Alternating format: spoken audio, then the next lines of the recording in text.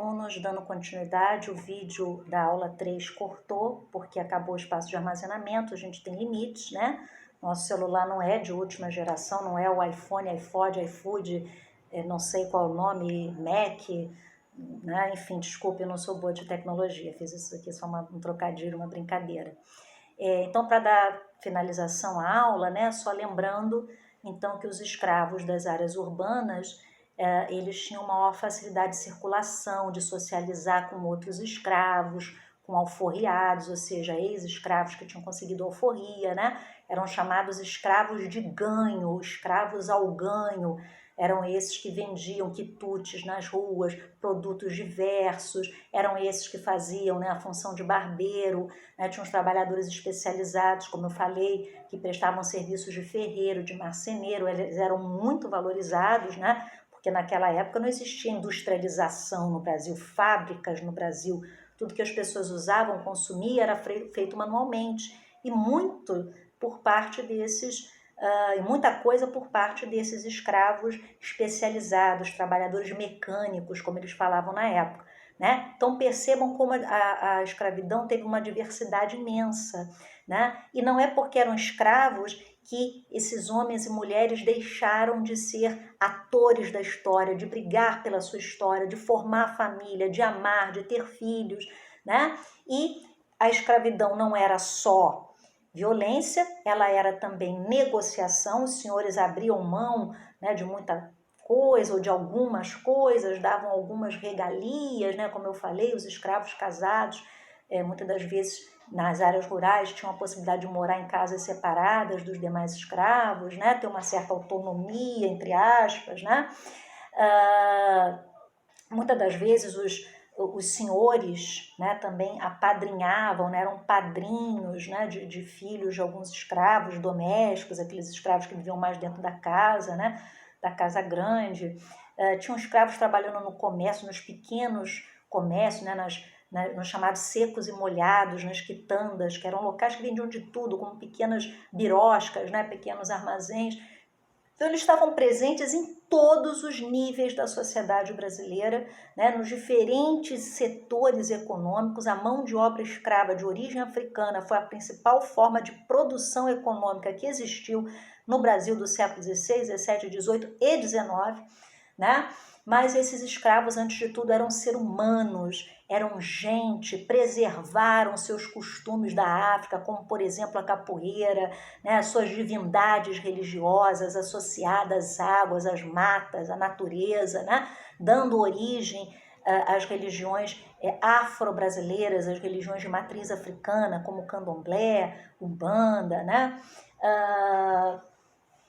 Esses escravos, né, faziam festejos, construíam até igrejas para si, né, chamadas igrejas dos pretos, né, ou seja, construíam igrejas onde eles se irmanavam, se uniam, né, para se auxiliar mutuamente, até para ajudar um a comprar a alforria do outro, né? Então a escravidão teve o conflito, teve a violência, mas teve a resistência de diferentes formas, né? Essa forma que eu estou falando de sociabilidade, né? Dos escravos se aproximarem de seus iguais, vamos dizer assim, né? De outros escravos e formarem laços de amizade, laços de família, né?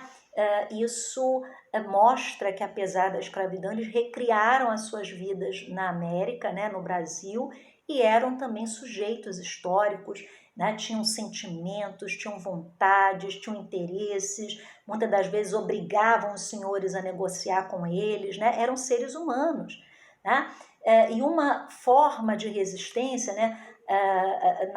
No aspecto mais de embate, né? Contra a escravidão, de agir, de resistir contra a escravidão, a gente pode citar as próprias fugas, né? De cativos, suicídios, né? Muitas vezes escravos se suicidavam, se matavam, não por fraqueza, mas por uma forma de resistência, né? Às vezes escravas que estavam grávidas, né? E não queriam manter-se no cativeiro e manter o filho no cativeiro também, às vezes num ato, né? Não simplesmente de desespero, mas até de repulsa àquela ordem escravista, né? De ir contra aquela ordem escravista, cometiam suicídio, né? Então as fugas, os suicídios, as rebeliões, né? Quando os escravos se uniam, se amotinavam, queimavam lavouras, plantações, queimavam casas de senhores, né? A casa dos feitores, né? Que eram os indivíduos que vigiavam os escravos, né? Os senhores do mato, né? Então isso eram formas de resistir. E também a formação de quilombos, né? O que eram os quilombos? Os quilombos eram comunidades, eram povoados formados por escravos fugidos dos senhores, dos engenhos de açúcar, né? Das plantações de algodão, de tabaco, né? Do fumo, né? Das grandes plantações ou dos grandes senhores, e saíam da região né, mais movimentada, onde existiam os engenhos, onde existiam as praças de comércio, né, o núcleo urbano, e iam para áreas mais afastadas, para dentro do mato, né, como eles chamavam à época, para os sertões, né? Sertão não é sertão do Nordeste de seca, não. É toda a área mais afastada do litoral, mais afastada do mar, né? Na época colonial era genericamente chamada de sertões. Então eles iam, né, para as matas, para os sertões, né, e ali muitas das vezes organizavam verdadeiras comunidades autônomas, comunidades livres, onde eles se reestruturavam, plantavam, faziam pequenas manufaturas, utensílios de barro, enfim, viviam, embora teoricamente escravos, mas como livres, né? Um dos quilombos mais famosos da história brasileira, pela sua resistência, pela sua longa duração e pelo alcance, a dimensão, o seu crescimento, foi o Quilombo dos Palmares. Vocês com certeza já ouviram falar do Quilombo dos Palmares, do Zumbi dos Palmares, né, que foi um dos líderes, dos chefes, do rei, né, desse quilombo, né, um dos reis. Teve dois grandes líderes, né, o Ganga Zumba, antes do Zumbi, que, aliás, lá na África, né, na costa do Congo, de onde ele veio, ele tinha sido um príncipe, ele era filho de uma rainha africana, mas por conta das guerras ele foi pego como prisioneiro, né, e o seu povo foi derrotado, ele foi pego como prisioneiro e vendido para o Brasil, né? Mas percebam que eles não perdiam a sua identidade, a sua ideia de superioridade, tanto que o Ganga Zumba, que foi um dos líderes de Palmares, né, ele se tornou, né, ele foi intitulado pelos próprios negros que se amotinaram, que se rebelaram ali dentro do Quilombo dos Palmares, como rei. E o seu sucessor foi o Zumbi dos Palmares, que era sobrinho do Ganga Zumba, né? Embora já tendo nascido no Brasil, não era africano, nasceu no Brasil, né? Então, o Quilombo dos Palmares, por que eu estou falando isso dessas lideranças, né? Porque o Quilombo dos Palmares acabou reproduzindo a forma de vida da África, né? Com as hierarquias, as lideranças, os chefes, os guerreiros, os mais importantes, os que iam se dedicar à lavoura, os que iam se dedicar a vigiar, a proteger a área, né? Ou seja, o Quilombo dos Palmares foi uma verdadeira comunidade, né, de origem africana dentro do Brasil colonial, né? Essa região do Quilombo dos Palmares é uma região chamada de Serra da Barriga, muito bonita, né? Que fica em Alagoas, né? No Nordeste brasileiro. Aqui, olha, para vocês terem uma noção, isso aqui é uma fotografia do Mirante da Serra da Barriga. Olha que coisa linda, né? Imagina na época, né, lá no século XVII, nos anos de 1600, que foi o período de auge do Quilombo dos Palmares, né? Sobretudo nos anos de 1650 a 1690. Esse foi o período aí de maior força do Quilombo dos Palmares, né? Onde houve a liderança, né? Praticamente o reinado, né? do Ganga Zumba e depois do Zumbi, né? O Quilombo dos Palmares, há algumas estimativas, né, algumas pesquisas de historiadores que indicam, né, que o Quilombo chegou a reunir em 1670 cerca de 20 mil pessoas, né? Então era muita gente, né? Aquilo ali era um verdadeiro desafio, uma verdadeira afronta àquela ordem escravista senhorial, né? Que estava ao redor, né? Como eu estava dizendo, o Quilombo dos Palmares se localizava numa região chamada de Serra da Barriga. Na época pertencia à capitania de Pernambuco, hoje é Alagoas, né?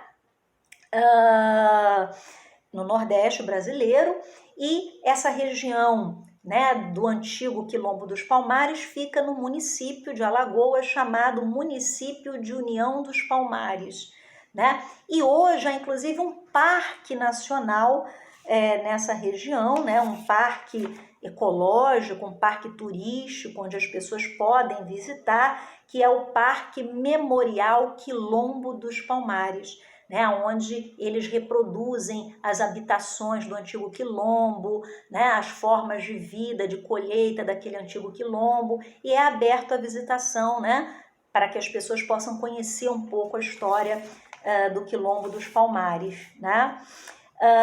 Como eu disse a vocês, né, o quilombo chegou a alcançar aí, mais ou menos, né, 20 mil pessoas, o que para a época era muita coisa, né? E a população do quilombo era formada por vários núcleos populacionais. O Quilombo dos Palmares quase que se tornou uma pequena cidade, né? E existiam vários núcleos, várias aldeias, vamos dizer assim, várias vilas que formavam o Quilombo dos Palmares, né?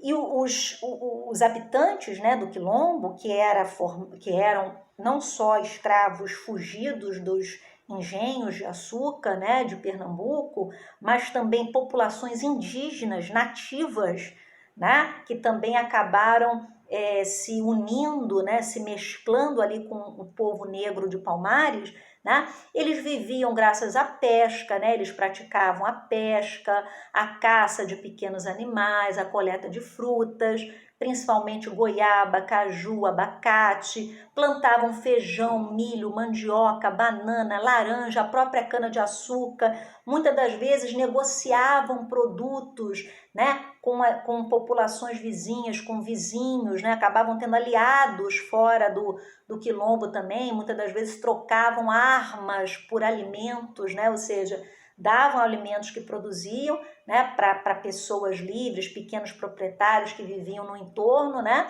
próximo, nas proximidades, e adquiriam armas para se defender das autoridades, né. O Quilombo dos Palmares, ele existiu firme, né, ou resistiu firme por quase um século. As notícias dos primeiros quilombos nessa região são do final do século XVI, da década de 1580, né, e o Zumbi do Palmares foi morto, né, derrotado pelas forças dos colonizadores, pela força dos portugueses, dos bandeirantes, né, paulistas que entravam no mato, né, para pegar os negros fugidos, né, ele foi morto em 1694. Né, ou seja, olha quanto tempo durou o quilombo, né? O Gangazuba, que foi líder antes do Zumbi, né, nos anos de 1960, 50, 60, 1660,